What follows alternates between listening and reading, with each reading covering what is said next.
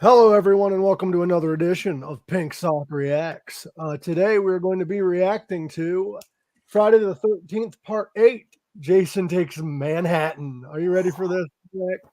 God, dude, such a good movie. It's, I gotta say, hold on, let me turn my notifications off on my phone or else it'll just be fucking blowing up. There we go. But Jason Takes Manhattan, I will say before we dive into it, it's good for the time. Like, if it was released now, I would be a little upset. But it it'll was be, good. it will be a really, really, really bad B-grade horror movie. I think. Yeah, I think it was it's still like if you were to watch it now, view it as a B-rated horror film, but it's kind of weird because it was released in theaters.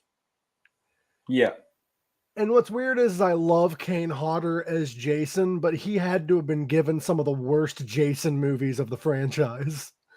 Am I yeah. wrong for saying that? Well, you could say that, yeah, but he did his own stunts. Yeah, he was the only Jason that did his own stunts, if I'm not mistaken. Yep. Because I know in Freddy versus Jason, not to get too much off topic, but in Freddy versus Jason, remember that scene where Jason Voorhees jumped out of the water and landed on the deck? Yeah. Remember that, Yeah. Greg? I That sure was do. done by Rey Mysterio. What? That was I done by didn't Rey know Mysterio. about that. What? I didn't know about that. Yeah, I do believe it was Rey Mysterio because I remember hearing I about need that. to look this up. Right? Rey Mysterio. But anyway, let's jump into Jason Takes Manhattan. I have all the different scenes up. I think I got them all in order. The way this movie works is you'll see part of one scene and it'll jump into another story and then it'll do another scene that finishes the last scene. And so it's jumping all over the place, which a lot of horror movies do that and a lot of movies in general do that. Yeah. But I'm doing my best. All right, the movie starts off with one of the only visuals of New York you get in this fucking movie, which is the movie takes place in New York, but it's filmed in British Columbia. Figure that out. And it's Maybe called This is that's weird.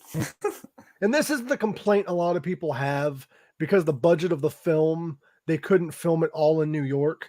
So instead they shot most of it on a cruise ship. Yeah. So it's Jason Takes Titanic is what is what it should be. But the movie starts off with this visual of Manhattan, New York. And did you notice the two guys that later on in the movie are actually in the beginning of the movie? The two robbers, they rob that guy and then they throw the wallet in that vat that the mouse is in. It's kind of foreshadowing in a way. But we'll get to that scene later. But those two guys do come up again. But then that scene kind of ends with like the Statue of Liberty, and the next thing we know, we're in Camp Crystal Lake. Now, this is the only scene besides towards the end that's a flashback that takes place at the original Camp Crystal Lake. Yeah. We are introduced to this couple, which is Jim Miller and Susie Donaldson, which are two teenagers that are on a boat on Camp Crystal Lake. Always And starts with It always starts with two teenagers. Yeah, and they're having sex. Oh, that's Always. how.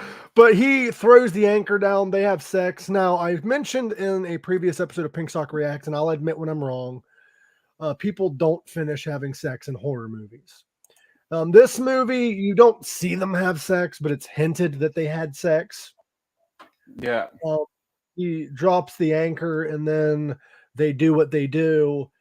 And then we see the anchor gets attached to an electrical line and electrocutes Jason Voorhees, which, if I'm not mistaken, in the film before this, Jason was in the bottom of Camp Crystal Lake, buried underneath of rubbish.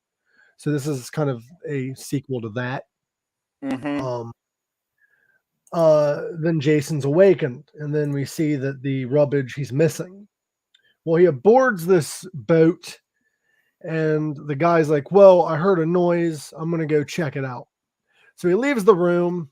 The girl's there by herself. Now, I must say, this kid looks familiar, but he's not the actor I thought he was.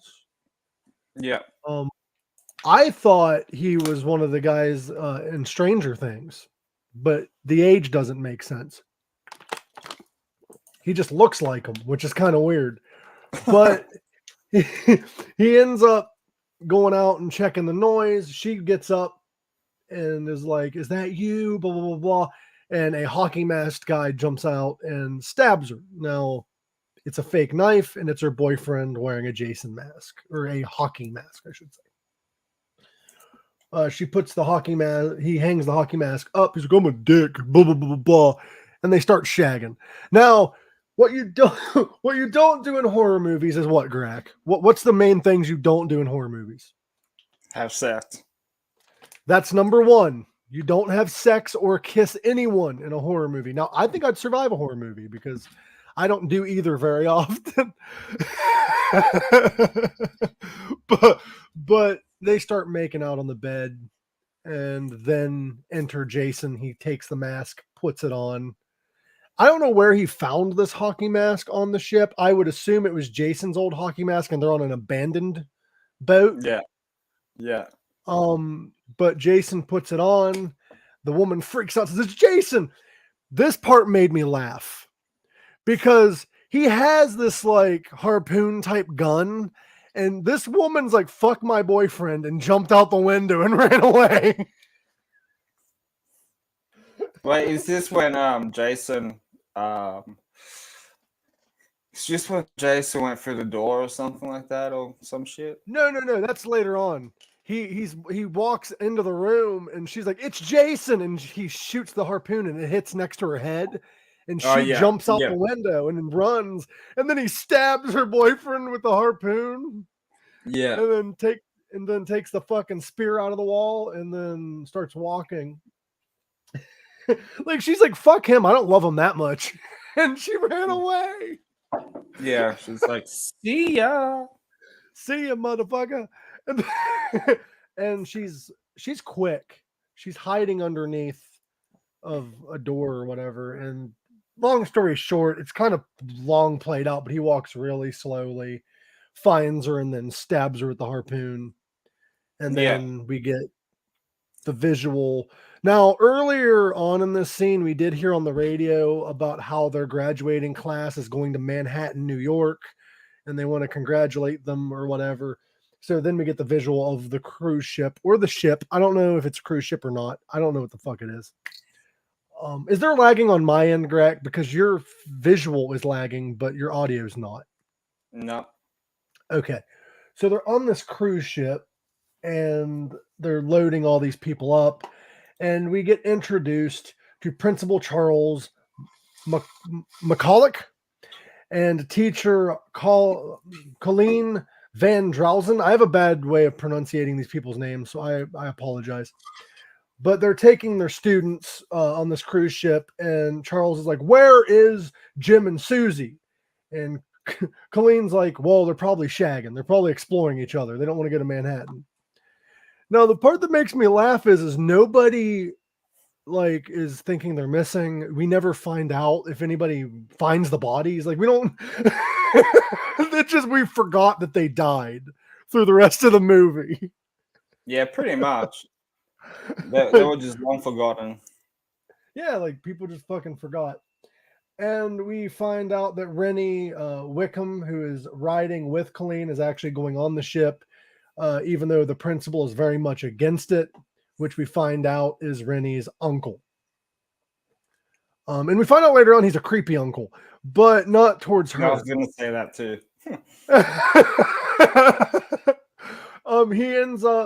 They end up going on this cruise ship, and they are all hanging out on this cruise ship. We see dances at some party. Nothing really important happens yet. We just get introduced to characters.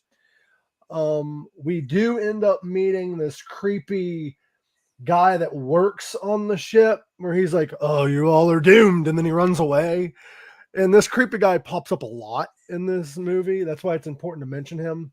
Yeah. But as Rennie and her uncle's talking about how she shouldn't be on the ship due to her fear of water, we see a guy with a camera. Turns out to be the photographer of the group. And we meet JJ Jarrett, which I think is funny as a wrestling fan because there was a wrestler around this time by the name of Double J Jeff Jarrett. Remember that? Which is Jeff Jarrett, correct? Yes, Jeff Jarrett. Double J Jeff Jarrett was his nickname. And this girl's name is JJ Jarrett. I don't know if they did that on purpose, but she's a musician. She's playing her guitar. She's shredding it out. It's actually a song that was made for the movie, by the way. It's not a 80s tune. Yeah. But we are introduced to her, and she's like, you know what? There's an electrical room in the bottom of this ship. I'm going to go down there, and we can shoot a great video. Now, we find out that Jason has boarded this ship. He's hanging on to the edge of the ship as they're all celebrating and partying. And she's like, I'm going to go down to the electrical room. And he's like, well, I'm going to try to get some poon. He don't say it like that. But he's like, well, I got to go get some pussy. He doesn't say it like that. But he says, I'm going to go. I got to do some work for Tamara. And he's like, and I'll be back. And she's like, you're still chasing after her. She's not interested in you. She's only using you. And he's like, whatever. I'm going to tap some of that. And he walks away. And she's like, fuck you, and goes down. She don't say that. She just says that I'll meet you later. She goes down to the bottom area to the electrical room, and she's playing because it's good acoustics. But don't look behind you because there's Jason Voorhees. And then we hear her scream. Huh? Ta-da! Ta-da! Jason shows up. Well, we hear her scream because she sees him, but we got the guy that works on the ship. He hears it and he's like, oh, he's here. And he like runs away. For some reason, he adds 2 and 2 together, but nobody else does. Yeah. He runs away and she tries running away from Jason, who's behind her. She walks down the steps. And if you know anything about Jason, he can teleport. It's never explained why, but in certain scenes he can, and other scenes he can't. That's exactly the same like Michael Myers. I'm swear, like. Yeah, like they can teleport, but they don't explain why they can, and in certain scenes they can't. Exactly. But Jason Voorhees at the bottom of the steps, hits her in the head with the guitar. She's dead. That is our third death, if you're keeping track. Yeah, the third death in what, 20, 30 minutes? In 15, maybe. 15? Felt longer. It did. Now, the vessel we find out is captained by Admiral Robertson, who is the father of Sean, another child character. And the father is like, well, I'll let you take charge of the ship, and hands him the shit. He's like, now what do you do? And he figures it out. He's like, we're going to take port at whatever time. And then his father's like, you're missing something. And then they get into an argument, and his son's like, fuck you, Dad. You can have the ship. And he ran off. Yeah. Am I good in the timeline so far? Because I think I'm like, okay. Because there are some scenes that like blend with others. And it's hard to like say exactly what happens, but I'm going to summarize. So he ends up running away. And then we end up learning about Rennie and this Sean guy. They end up meeting up. He gives her a Statue of Liberty necklace as a gift, and they're kind of a love interest. Rennie goes into her room, and she's looking in her mirror, and she has a vision. Is it a mirror, or is it's in the window? She looks in the window, and she looks in the window, and she has a vision of Jason Voorhees. Now, I'm trying to be politically correct when I say this, but this isn't me saying anything negative about it. It's just me making a statement and an idea like about the movie. Jason Voorhees in the original trilogy, and I don't know why they did this in this movie, but he had a facial deformity. And I do believe they made it out that he had Down syndrome, I do believe. And that's why he died, because all these kids were picking on him and drowned him. I think so. Yeah. But in this scene, though, he doesn't. He's normal. not like normal. I don't mean to be like insensitive like that, but like he doesn't look like he has anything wrong with him in like a physical. No. From what I remembered, didn't he have like some green goo over his face or something like that? Jason, when he's killing, he's all gooey and shit. Yeah. But like when they go back to childhood Jason, for some reason, as the movie progresses, he starts becoming more and more like the original Jason that had the physical deformity, or I don't know what he had. I think he might have had Down syndrome. Probably. But at the beginning of the movie, when they're having flashbacks, he doesn't. Like as it progresses, it becomes more and more like the original. I don't know why. They don't really explain it. You know what I mean? Yeah. But she has this vision of Jason, and it's the first vision we see. And her and her dog end up running off. Well, Toby ends up running off, and she chases after him. Rennie is going looking for him and ends up walking by Tamara and Eva, Tamara's trying to convince Eva to do cocaine with her. It's the 80s. Yeah. It's like the 80s, man. You got to do it. Well, she's like, have you seen my dog? And Tamara's like, no. And they run off. And now Tamara's worried about worried about Rennie ratting them out to her uncle, who is the principal. Little do they know the relationship between the two aren't that good. But she runs to find her dog.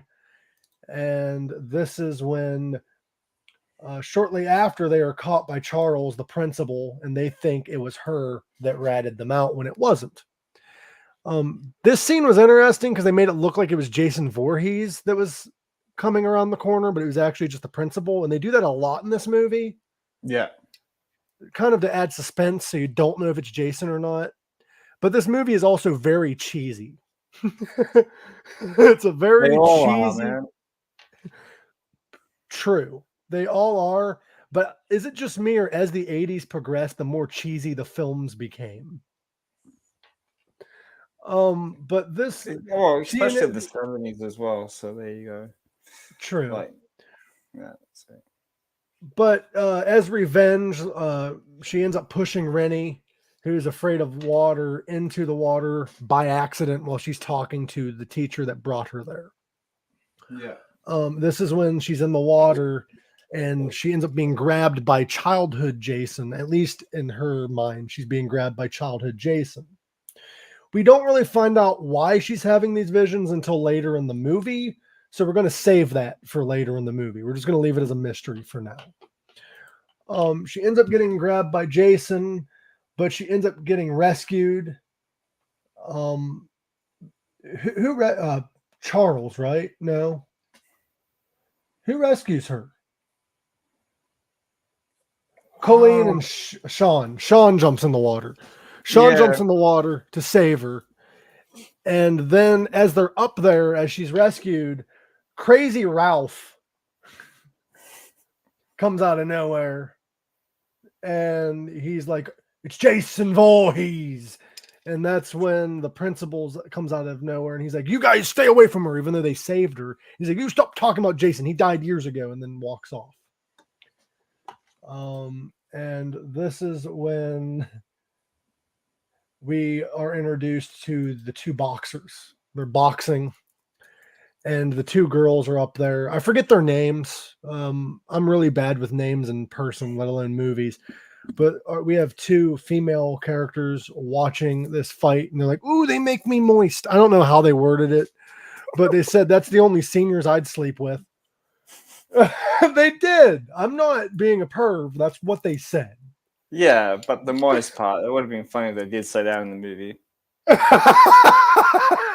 But they're boxing, and then one of the guys beats the other. Maybe if they reboot it. They need to reboot it.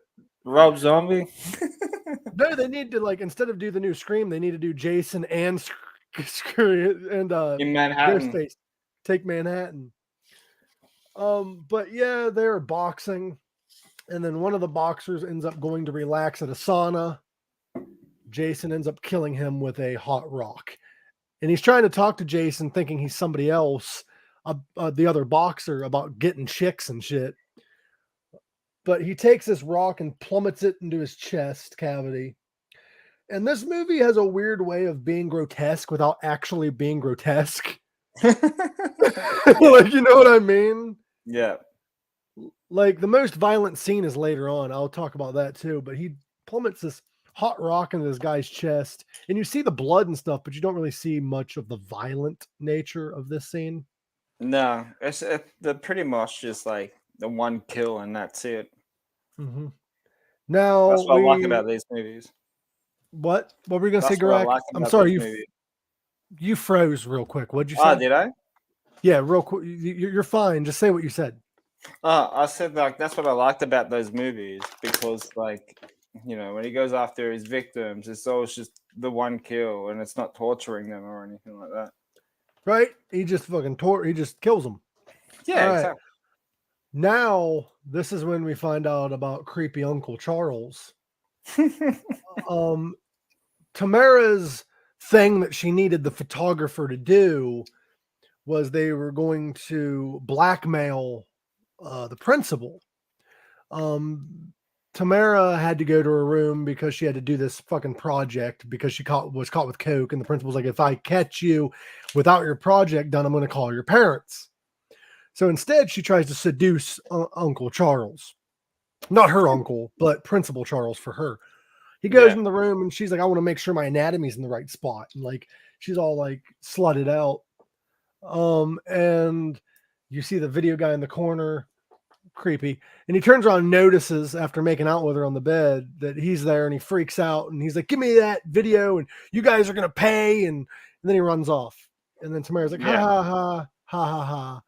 And this is when the photographer is like, hey, I have a thing for you. And she's like, ah, and then kicks him out. And that's when he realizes, oh, I'm a dick. She was right. JJ was right. She goes to take a shower and Jason Voorhees shows up. And it's weird because he walks up the steps and I do believe Charles is walking off the other way. Yeah. And he chooses the girl over Charles. So he walks into the room, the shower room, the bathroom, and she's showering there. And that's when she is like, what the hell? And she opens up the fucking thing to discover that it's Jason Voorhees coming into the room. And she closes the door. And then his hand comes through and he breaks through and she flies into the shower and she has her head bust open. She covers herself up with a towel because if he's going to kill me, I'm not going to be completely naked. Fucking covers up with his towel and he punches the mirror, takes one of the shards of glass and then stabs her to death with it. Yeah. And then walks away because it's Jason. But kills her in cold blood. And then he goes on to go upstairs to where the ship captain is. And the captain's like, I'm going to go somewhere. I forget what he said. I'm going to go fuck off somewhere. And he left. And Jason is walking up the steps with, I think, a harpoon thing again, isn't it? I think so, as far as I remembered. Yeah, he has a harpoon gun. And he goes up. And he kills Officer Jim with it, murders him. And then this is when Admiral What's-His-Face comes out of the blue.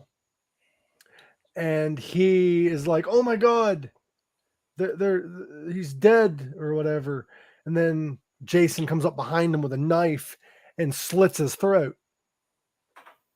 Now, it's one of those slit throat scenes where you see the cut and stuff, but it's not a very violent slit throat. Is that like, if that makes sense? Like, you don't see like it fucking cut open or whatever. It's just, it doesn't even squirt blood. It's just a cut in his neck and then he falls over. Yeah. And this is when Charles still doesn't believe that Jason is loose on the ship. He actually believes that it is Crazy, whatever the fuck his name is, that's loose.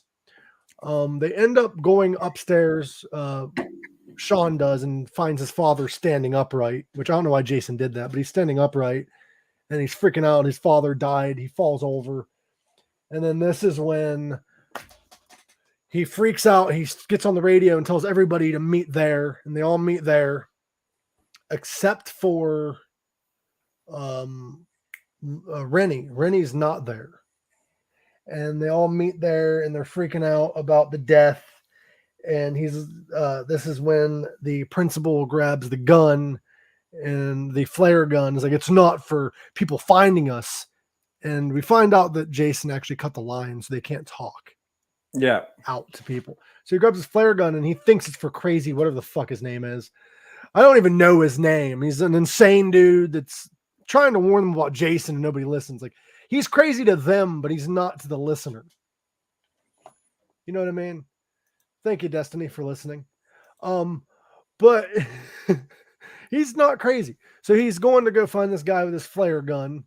And he's like, where's Rennie? She's down there weighing the anchor. So this is when I kind of veer off. But they all get armed with guns for Jason and they split up. Eva is in the dance room and she's looking around. And Jason comes in. And this is a weird scene because she tries finding an exit, looks over, Jason's gone. Then Jason's over here. And she's like, and the next thing you know, she's just standing there looking around, and then Jason strangles her to death. And while Wayne is searching for Jason after Eva's death, he loses his glasses in the bottom area. Yeah.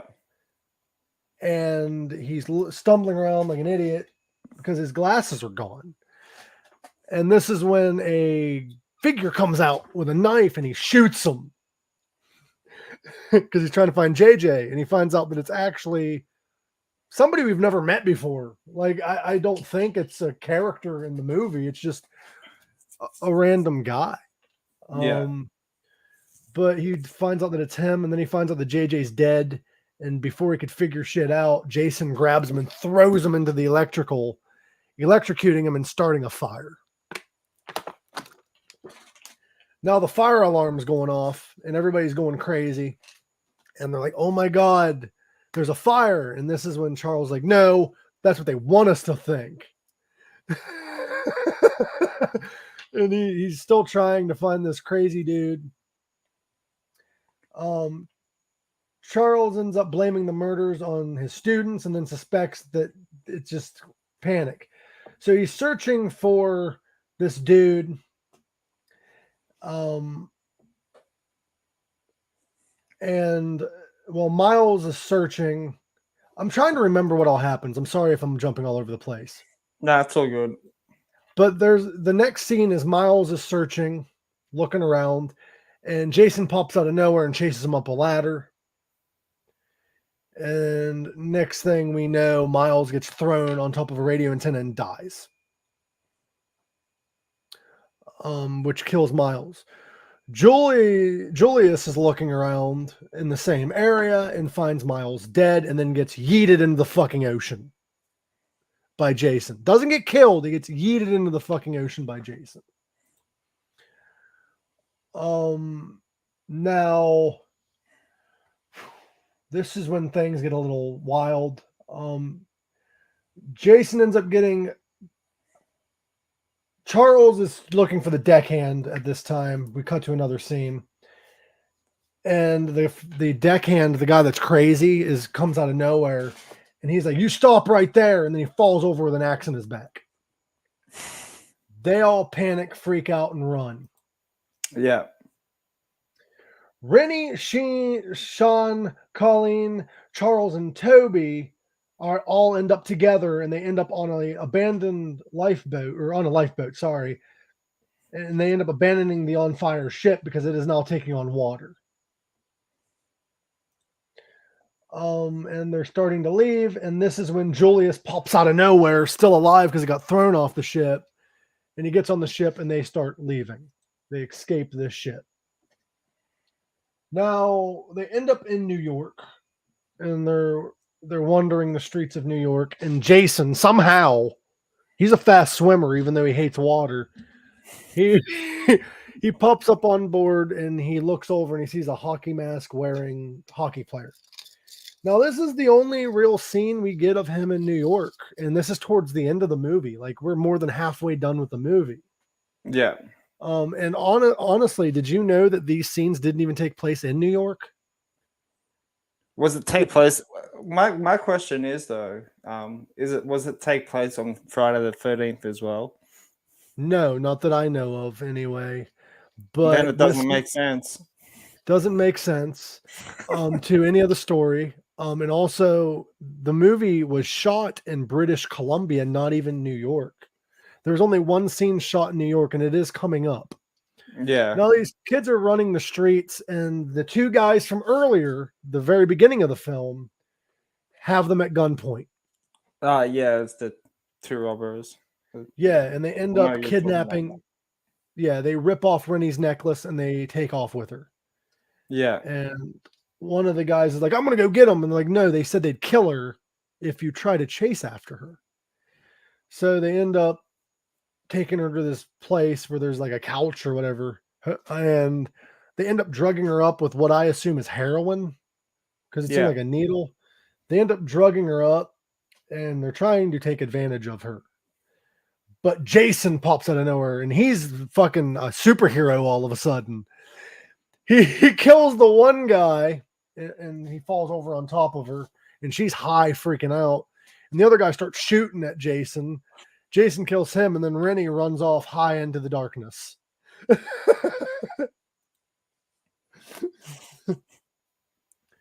Now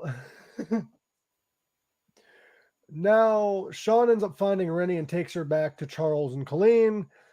Julius ends up encountering Jason on the rooftop. Well, he's at a phone booth. I'm sorry. He's at a phone booth trying to call 911 because he still thinks Rennie's missing and being held at gunpoint. Julius ends up seeing Jason and climbs on top of the roof. Now, if you're keeping track, Julius was one of the boxers. He's the undefeated boxer. Yeah. He's coming up to my favorite scene. It's the most ridiculous scene of the movie, but it's one of the best scenes of the movie. He's on the rooftop. He's on the rooftop trying to box Jason, and he's like punching him. And Jason's not fighting back; he's just entertained by this. And he gets him towards the edge of the ledge, and he's getting wore out. And he's like, "You know what? Give me your best shot." And Jason fucking hits his head off of his goddamn shoulders, and it flies into a trash can. Classic. It falls into the trash can, and then the cops show up. Rennie, Sean, and Sheen. I don't know how to pronounce his name, but them four end up finding a cop, and then they end up getting put into a cop car, and they find out that Julius's head is in the cop car. So Jason put it there. They all freak the fuck out, of course. And then the cop tries to call for backup, and then he's killed by Jason. Rennie ends up stealing the cop car and drives the cop car very fast. Everyone's freaking out. Charles is like, slow down.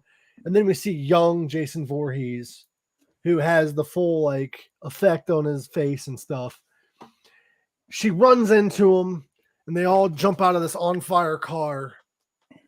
And then Rennie has a flashback to her youth. And this is when we find out why she's having visions of Jason. Her uncle, Charles, is trying to teach her how to swim and throws her into Camp Crystal Lake on a boat.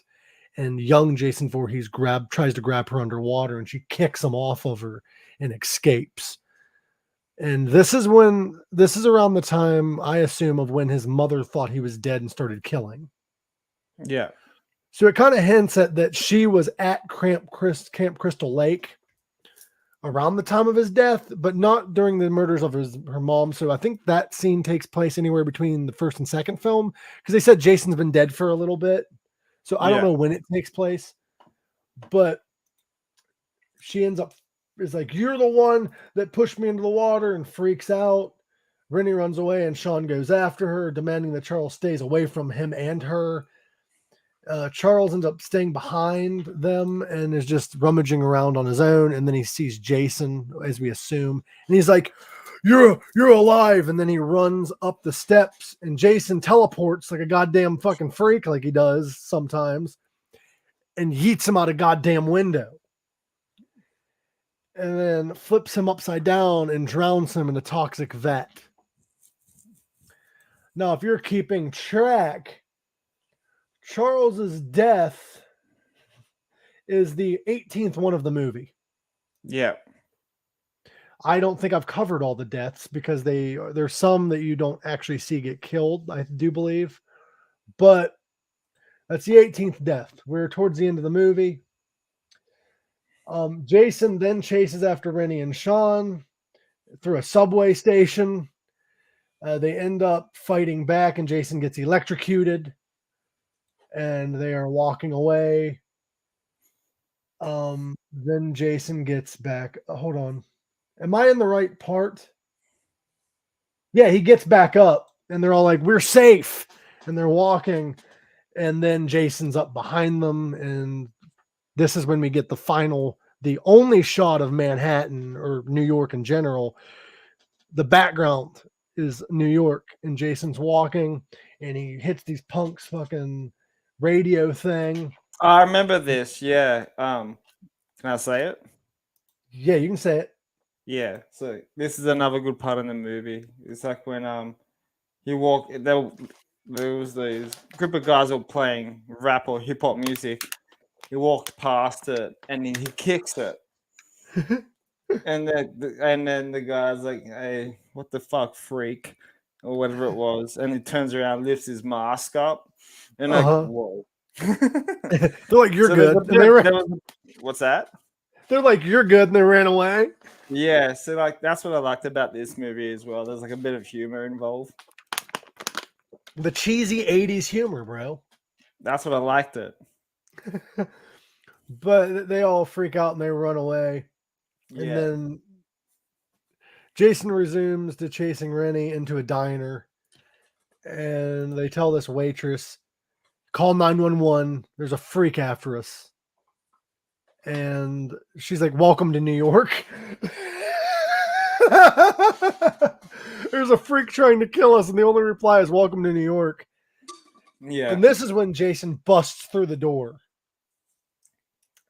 And the waitress is unfazed because I guess that happens a lot.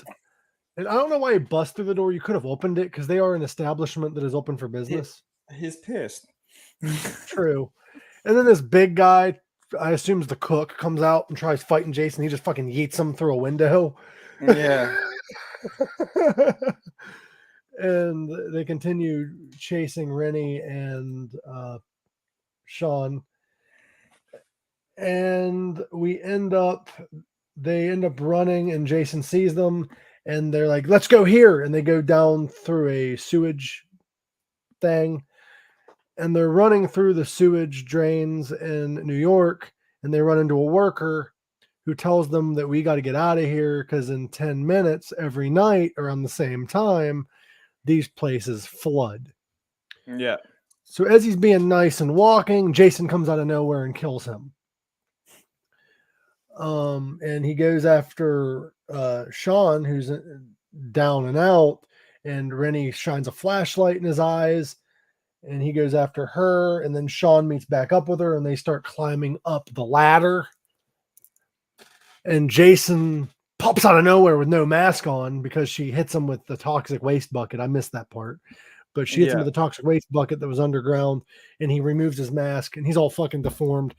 And it's like 80s cheesy deformed. Like, it's not realistic at all. But he grabs her, and next thing you know, you see the water coming, and he's like, mommy. Like, in the most creepy way fucking possible, bro. The most creepy way possible. He's like, mommy! And ends up getting hit by this toxic waste, and he's all melting and trying to grab him, and he's falling all over himself. And when the water comes down, you see childhood Jason Vorhees. And they escape out through the storm drain, the sewage drain. Sorry, and they drop the thing, and that's when the movie pretty much ends. They're reunited with the dog Toby. The two lovers are the only ones that really survived, and then it ends. And then the In a dog comes very back. beautiful way. The dog survived. Oh, now, what is your thoughts on this movie? I will let you take the floor because I feel I've talked too much. What is your favorite scenes? I want you to have the floor now. I actually love this movie. The first time when I watched it, I think I was in my 20s, I think. So I got into horror when I was like 12 and stuff like that. I am not joking. Scream got me into horror. It's a good movie. It's personally one of my favorite ones out of all of them. Mm-hmm. You know, and very, very, very cheesy. There's a lot of weird humor as well, especially coming from Jason Mm-hmm. and shit. But I my favorite scene will probably have to be the boxing guy when he gets his head knocked out. Like it's the best one there, you know. Um, yeah, I love I think it's a great movie. One of those movies that you can watch repeatedly over and over again.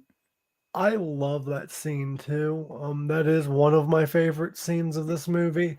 I'm not necessarily a huge fan of this movie, but as Mm, far as cheesy horror movies go, this is on the top list. Um, 100%. Yeah. but when it comes to like Friday the 13th movies, if you're a big fan of Friday the 13th, you might not like this movie. Like if you don't like B-rated films. But my thought is though, is if you don't like cheesy movies, why the fuck do you even watch Friday the 13th? Because like he said, they're all their own way of cheesy. Yeah. Well, majority of the horror movies that came out in the 80s, Yeah. you know, like the Jason films, Halloween, and Nightmare on Elm Street, they all have like their cheesy scenes in Did each you know that movie. did you know this movie got some backlash from the New York tourism organization? Really? Do you know why? No. The original logo for this, and you can find shirts of it, is the I Love New York logo, but Jason's ripping through it with a knife. And apparently Paramount didn't ask permission to do that. And the New York tourism group felt that that would set people away from coming to New York. Because of So that. Yeah. so they threatened a lawsuit, and that's why the logo changed. I might have seen like posters of that somewhere, or maybe pictures of that on the internet. Yeah, you can still find it. That would have been a really good poster to put up if people weren't being a bitch about it. Right? Mm-hmm. This movie was rated R. In my opinion, if it was released nowadays, it probably would have been rated PG-13. Yeah, I was gonna say that. Like, they could easily put this Like on Disney Plus. by today's standards, it's not really. It's violent, but it's not that violent. No, Maybe the crude humor would make it rated R. maybe. Now, the title is a bit misleading because most of it takes place on a cruise ship. Only 15 minutes of the film takes place in New York, Which is weird. and even by filming standards, though, even that much of the movie doesn't take place in New York. It's filmed in British Columbia. Why didn't they call it that? My thing is though, if you didn't have the budget to shoot in New York, how'd you have the budget to have an entire fucking cruise ship? I don't know. Probably they spent all the money on that cruise ship, and they're like, "Oh, wait, you know, Uh-huh. They don't have the rest of the money for New York, so they go to British Columbia." Right, that does make sense. But as an overall movie, should we rank it as a Friday the 13th movie, or should we rank it as a standalone movie? Well, it Or both? wasn't based on Friday the 13th. It was a direct sequel to Part 7, though. I know, but like some of these movies never made sense. You know what doesn't make sense to me? What's that? Okay, this one has hints and nodes to like part 7, right? Friday the 13th part 9 doesn't mention any of the events of part 8. We don't see the two surviving characters ever again, even though part 9 is considered a direct sequel. Yeah. Which one was part 9, by the way? Would that be part 9 would be Friday the 13th. Because this was before. This would have to go. This would be like near Goes to Hell, correct? I think Goes to Hell was after part 9. I think it was part 10. Friday the 13th part 9 would be, yeah, Jason Goes to Hell was part 9. Yep, there you go. That was the worst one. I don't think it was that bad. It was bad because it wasn't Jason, it was his heart. Pretty much, but it was bad. Like the effects in that movie was terrible. But I don't. The 90s. Which do you think was worse, part 9 or part 10? What, Jason X? Yep. Part 9. Jason X is a classic. Jason X, we are gonna review that movie, by the way, Jason X. Great movie. At least it was still Jason killing people. Yeah. What, or was it? Was it a body that his heart possessed? No, it was Jason. Okay. Killing people. Wasn't Jason X? Well, no, Jason Goes to Hell was the last one with Kane Hodder. No, Jason X was in Kane Hodder was in Jason X. Oh yes, he was. That's right. That was his last one. Yes. What's weird is the franchise of Friday the 13th does not recognize Jason X as a movie, because the next Friday the 13th that came out technically was Freddy versus Jason, and it takes place after Jason Goes to Hell. When at the very end, Freddy Krueger's glove. Jason X is a standalone. Oh, not Jason X, sorry. So, is it Jason X? Yeah. Jason X is pretty much a movie on its own. Yeah, like Jason X is a movie on its own.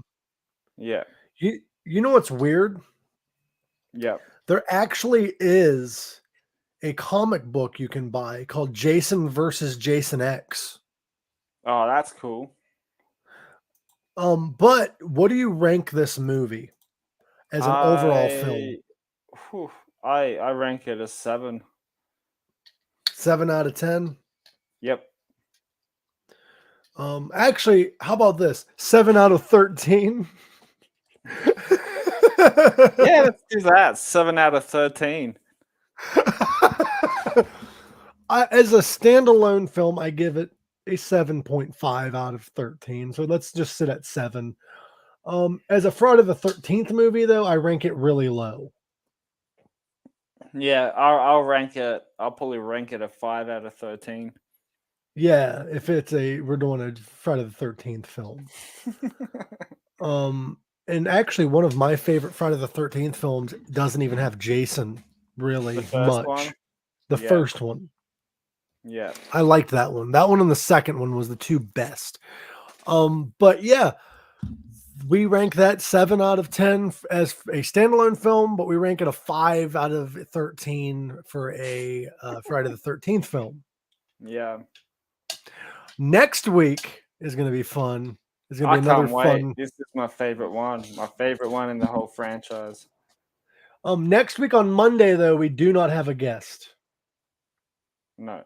It's just going to be me, Gorak, and Noami talking about whatever we think of. I think I have some topics to talk about, some fun and interesting topics. So tune in, because Pink Sock Podcast is going to be live again next week. But and we do have a guest for Reacts.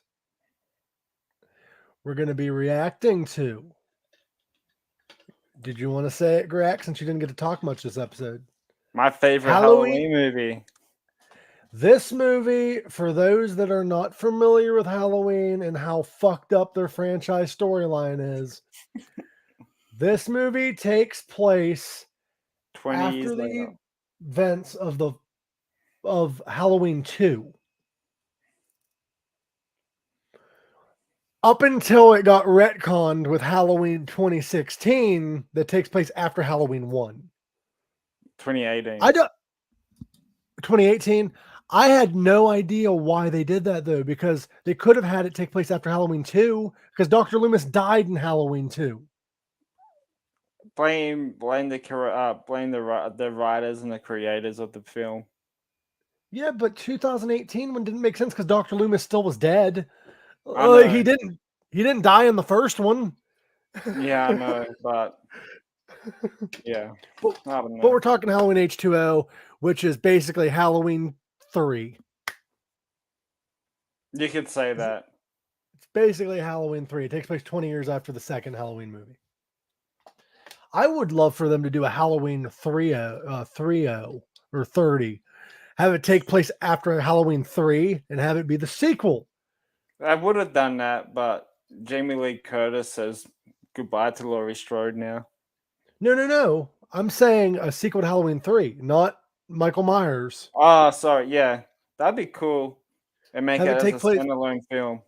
Yeah, have it take place 30 years after 3 and call it Return of the Witch. Yeah. Because Like- at the ending of Season of the Witch, it was leading up to a sequel. It was opening Well, up to a sequel. From what I heard is Halloween 4 wasn't even supposed to be a sequel to Season of the Witch. What they were going to do is do another ghost story. Why didn't they? Because the original idea for Halloween, I'm sorry that we're getting into Halloween, but that's next week. We're going to be talking about Halloween anyway. Halloween was supposed to be released every Halloween. That's why it's called Halloween. And it was supposed to be a different story every Halloween. But due to the popularity of Michael Myers, they decided to do a sequel and that's it. They were just going to do a sequel, do a completely different standalone film and keep up with the original idea. Yeah. That's why Michael Myers died at the end of Halloween 2. But in a crappy way. If you watch Yeah. Ends, I won't spoil it, but he gets fucked up. But Halloween H2O, if you are a Halloween fan or if you've watched any Halloween movies, forget anything that happened after Halloween 2. I know it's hard because this movie is a sequel. It's a third one. Just skip 20 years and you'll be fine. Yep. Laurie Strode's still alive somehow. Which is another weird thing because Halloween H2O, I do believe mentions, I could be mistaken, it does mention that Laurie Strode faked her death in a car accident, but that's not mentioned until Halloween 4. Yeah. So this movie references other films, even though those films didn't happen. I don't think I need to. I don't think I need to rewatch this movie because I've seen it like 100 times. I do because I have not seen most of the movies we review. I have not seen in a while. I've seen them, but not in a while. But I'd like to thank everyone for listening. I love you all. In the chat, we only had Destiny. I don't know if anybody else that was watching on Facebook. I've been having issues with comments, but thank you. Much love to everyone watching. Thank you for everyone who reacts. Please share. That's how we get our name out there. We share to groups. We share everywhere. And I need to get a little better at sharing to groups myself.